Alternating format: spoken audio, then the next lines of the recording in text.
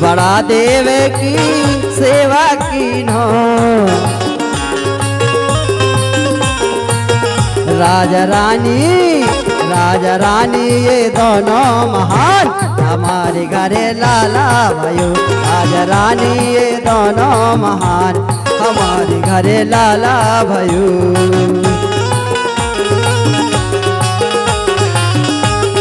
जय हो।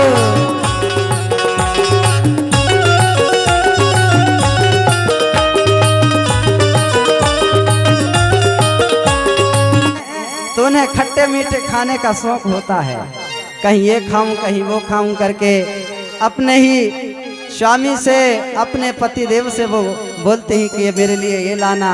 अगर हमारे पितृशक्ति कहीं बाजार जाते हैं, नरसिंहपुर हो, चिचली हो, गाडरवाड़ा हो, तब हमारी माता शक्तियाँ उनसे कहती हैं कि आते समय हमारे लिए ये फलाने फलाने चीज ले आना।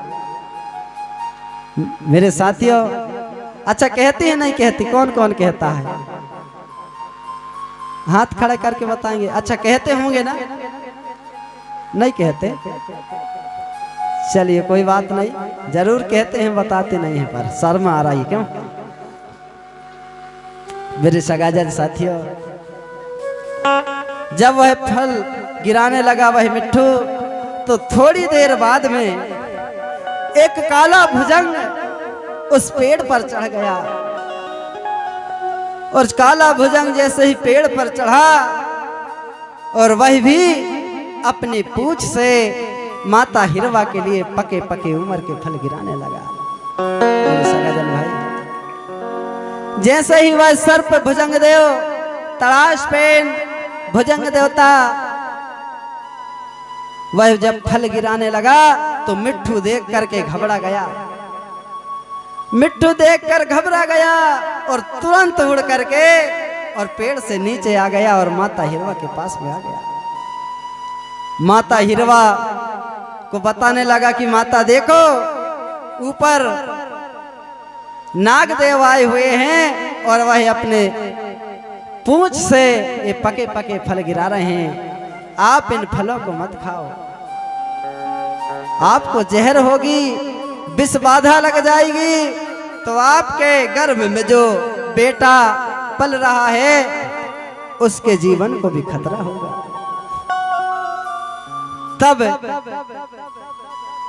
वह भुजंग देव, वह शंभू बाबा का गले का हार है, वह तड़ाश पेन कहने लगा। भुजंग देव कहने लगे, माता बोले मेरा जहर तो सिर्फ मुंह में होता है, बोले मेरा जहर जो है पूंछ पर नहीं होता, और मैं आपके लिए पके हुए फल अपने पूंछ से गिरा रहा हूँ। कृपा करके माता मेरे द्वारा गिराए हुए फल को आप प्रसाद के रूप में ग्रहण कीजिए, ताकि आपके आने वाला जो संतान है वह तीक्ष्ण बुद्धि का होगा, बड़ा विवेक जीव होगा, बड़ा ज्ञानवान होगा, जिसका दुनिया में यश और कीर्ति गाया जाएगा।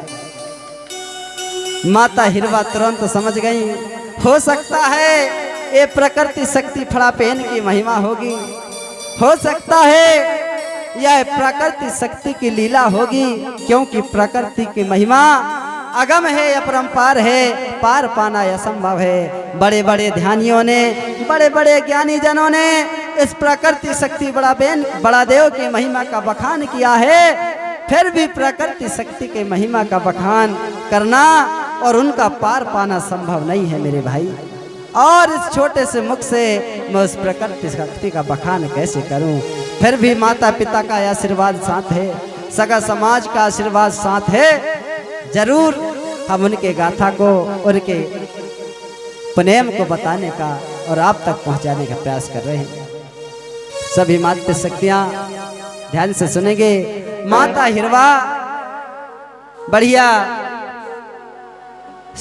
वह नागदेव के द्वारा गिराए हुए फल को ग्रहण करती है, और जब उनका पेट भर जाता है, मन भर जाता है, तब वह मिट्ठू के साथ वापस महल को चली जाती है। मेरे सगाजन भाई, यही विधि 8-9 माह बिताई, तब निकट गर्भ की आई। सगाजन साथियों, लगभग गर्भावस्था पूर्ण हो चुके, 9वां महीना पूर्ण हो चुका और जन्म लेने के समय आ गया। मेरे सगाजन साथियों, उसी समय माता हिरवा को स्नान करने का मन हुआ और अपने दासियों को अपने राजा पुलसिव से कहने लगी, हे राजा जी, मुझे पेंडुर गंगा नदी नहाने का इच्छा जागृत हुई है, कृपा करके आज्ञा दीजिए, मैं अपने सखियों के साथ में, दासियों के साथ में पेंडुर गंगा स्नान करने के लिए जाऊंगी। राजा कहने लगी, ठीक है, आपकी जो इच्छा, अगर आपका मन है तो जरूर आपके दासियों के साथ में आप जाइए। तब सगाजन साथियों, माता हिरवा अपने सखियों के साथ में पेंडुर नदी स्नान करने के लिए जाने लगती है। क्या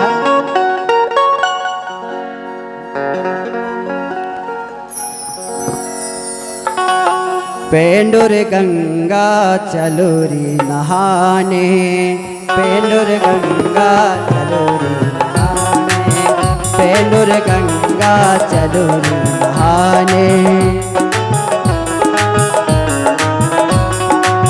सपरे बिना जिया नहीं माने, सपरे बिना जिया नहीं माने, पेंडुर गंगा चलोरी नहाने, पेंडुर गंगा चलोरी नहाने, चलोरी नहाने, हाँ चलोरी नहाने, चलोरी नहाने, सपरे बिना जिया नहीं माने, सपरे बिना,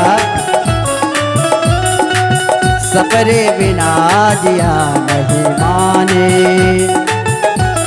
जिया नहीं माने। पेंडुर गंगा चलोरी नहाने और सपरे बिना जिया नहीं माने।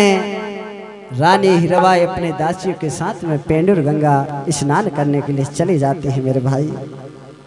और जैसे ही पेंडुर नदी पहुंचते हैं, रानी बड़ी खुश हो जाती हैं, आनंदित हो जाती हैं कि बोले, बताओ ये पेंडुर गंगा में कितना निर्मल जल भरा हुआ है, चंचल धार बह रहा है, कल कल की झरनों के रूप में यह दूध की धारा की भांति यह पेंडुर गंगा में यह जल बह रहा है।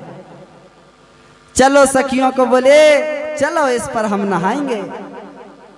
और माता हिरवा देवी अपने वस्त्र इत्यादि उतार करके और पेंडुर गंगा में नहाने लगती है मेरे भाई।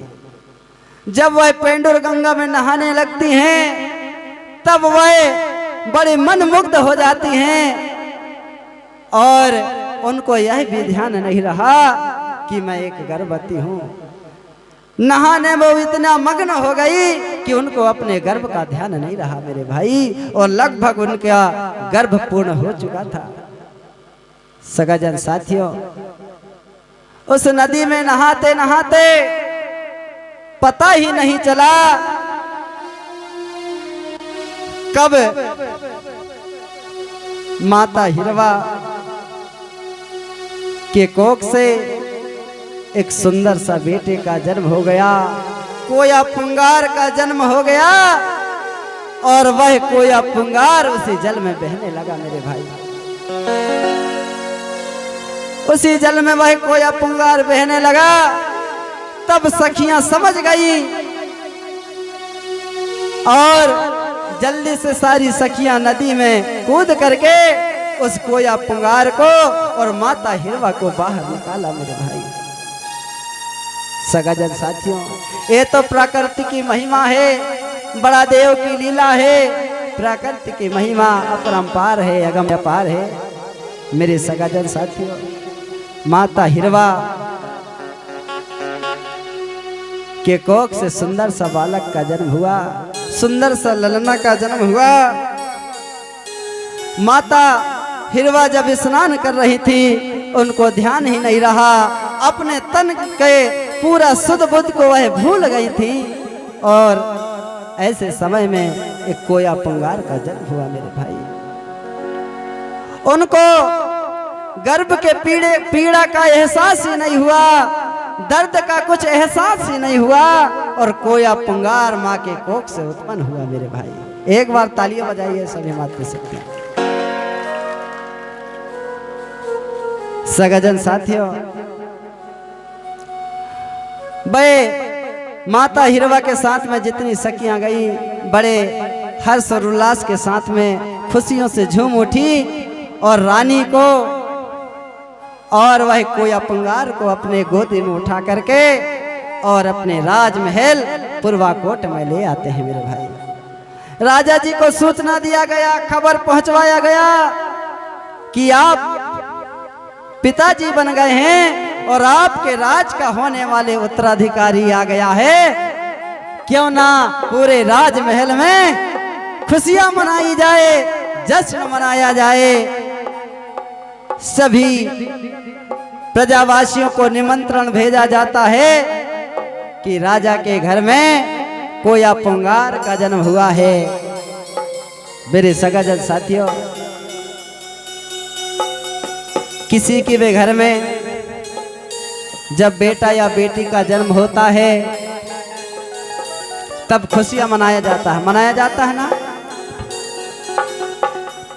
सभी के घर में, हर गांव में, हर समाज में, किसी भी घर में जब बेटा या बेटी का जन्म होता है, सभी को खुशी होती है और सभी के घर में खुशियां मनाई जाती हैं, मंगलिक गीत गाए जाते हैं। और ऐसा ही उस समय में जब पुरवाकोट गणराज में माता हिरवा के कोख से नन्हा सा सुंदर सा प्यारा सा बालक का जब जन्म हुआ, पूरे राजमहल में प्रजावासियों के द्वारा खुशियों के गीत गाए जाते हैं। कैसे?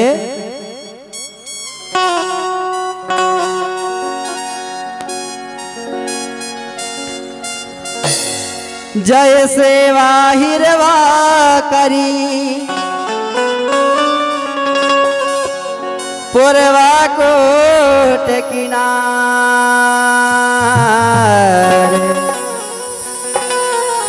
ऐसो सुत पैदा भऊ पूजत है रे संसार।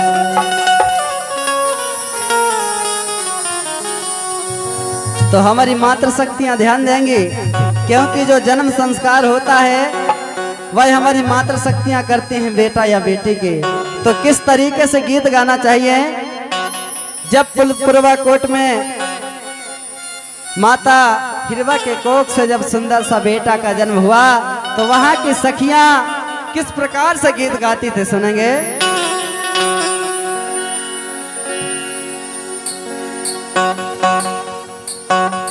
बड़ा देवान दये वरदान। आजकल की हमारी मातृशक्तियां कैसे गीत गाते हैं? देवी दुर्गा ने दई अवतार हमारे घर,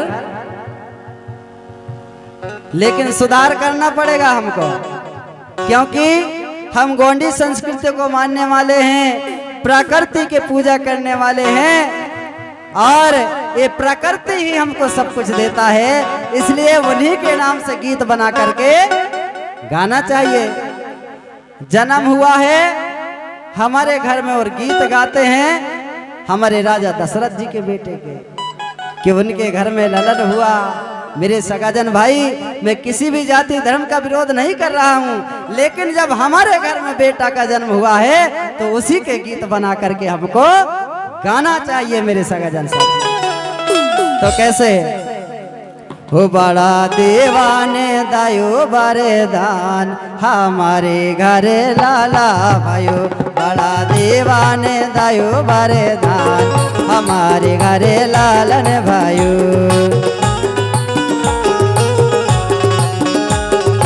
तालियां। बड़ा दीवाने दयो वरदान हमारे घरे लाला भयो।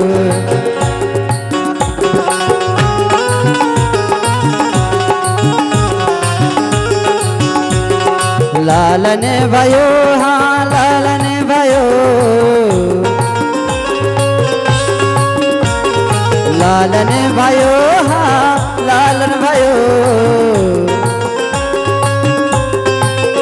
बड़ा दीवान बड़ा दीवान हाँ बड़ा दीवान दयो वरदान हमारे घरे लाला भयो। बड़ा दीवान दयो वरदान हमारे घरे लालन भयो। और जिसको नाचने की इच्छा होती हो हमारे मात पे सकते हैं, सभी लोग नाचेंगे।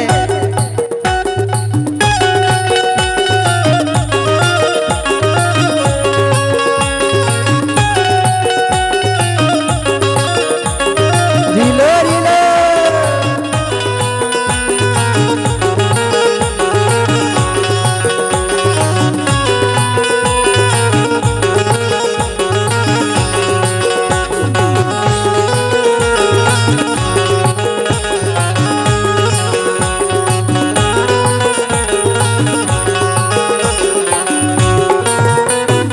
आदि अनादि की सेवा कीनो,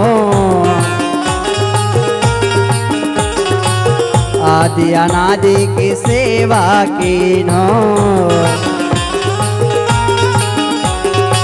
सेवा कीनो हाँ सेवा कीनो। बड़ा देव की सेवा कीनो। राजा रानी ये दोनों महान हमारे घरे लाला भयो। राजा रानी ये दोनों महान हमारे घरे लाला भयो।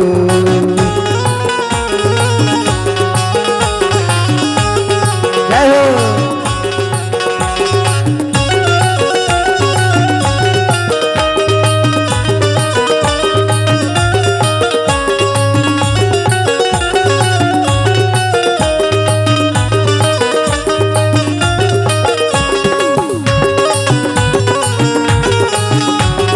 रीलो रीलो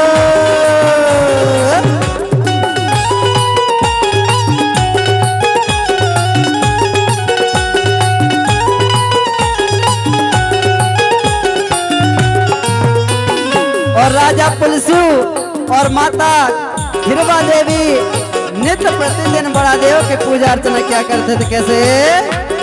सेवा भक्ति निस दिन कीन्हो,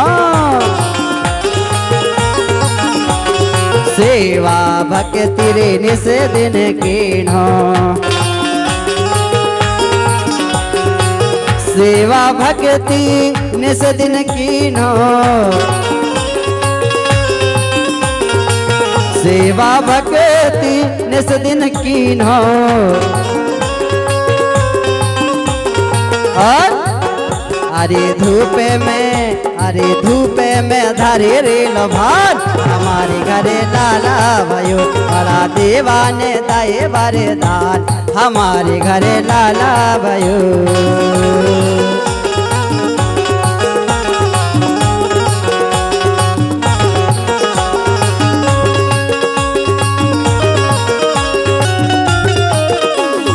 जय हो जय हो।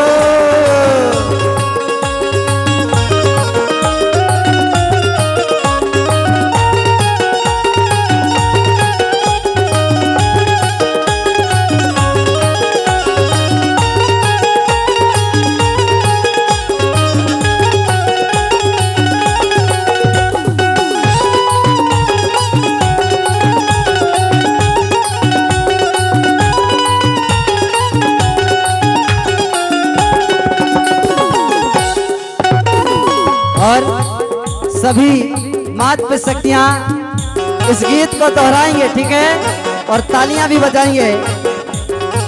राजा द्वारे बजाते बधाई, सभी बोलिए। राजा द्वारे रे बजाते बधाई। चूंकि आपको भी जब किसी के घर में बेटा या बेटी का जन्म होगा तो इसी प्रकार के गीत आपको गाना है, ठीक है। राजा द्वारे बजाते बधाई, बजाते बधाई, हाँ बजाते बधाई, राजा द्वारे बजाते बधाई। और अरे ललना, अरे ललना, अरे ललना जन्मो रे नदान, हमारे घरे लाला भयो बड़ा दीवाने दाए। जानते हो गोंडी भाषा में जिसे तोया बोलते हैं, छत्तीसगढ़ के तरफ उसे डूमर बोलते हैं, और हमारे गोंडी भाषा में तोया और हिंदी भाषा में उमर बोलते हैं, ठीक है। और उमर का जो फल होता है वह ऐसा फल है जो 12 महीने फल देता है। उमर का जो पेड़ होता है उसकी गोदी कभी सूनी नहीं होती मेरे भाई, 12 वर्ष तक वह फल देता है, ऐसा है यही उमर का फल। और उसमें कभी फूल नहीं लगते, किसी ने देखा ही नहीं है उसका फूल को, केवल फल दिखता है। मेरे सगाजन साथियों, राजा के आज्ञा पाकर के रानी अपनी दासियों के साथ में और अपने महल में एक छोटा सा मिट्ठू रहता था। वह मिट्ठू भी आज अपने तरह बोलता था, जैसे पहले रहते थे ना हमारे घरों में मिट्ठू, उनको सिखाया पढ़ाया जाता था तो वो भी अपने तरह बोलते थे। इसी प्रकार वह राजा के घर में जो मिट्ठू था वह भी इंसानों के तरह बोलता था, बड़ा समझदार था वह मिट्ठू। मेरे सगाजन साथियों,